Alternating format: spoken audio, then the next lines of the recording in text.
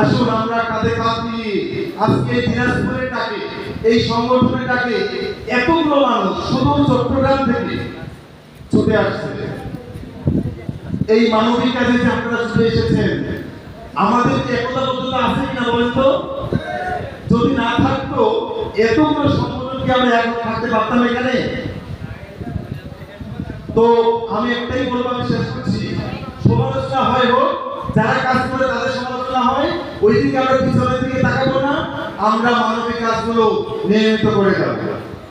সকলে মানবতার টানে এইভাবেই মানবিক কাজগুলো করে যাব। আমি একজন মনত চক্ষুদাতা, আমি মারা গেলে আমার দু চোখ দিয়ে দুজন অন্ধ মানুষ পৃথিবীর দুনিয়ার আলো দেখবে। এই কাজে আপনাদের সকলকেও আহ্বান করছি, শুধু রক্তদান নিয়ে থাকতে হবে না, নিজের কেরিয়ার পরিবার পাশাপাশি অন্যান্য মানবিক কাজগুলো আমরা করে যাই। সকলে ভালো থাকবেন, ধন্যবাদ।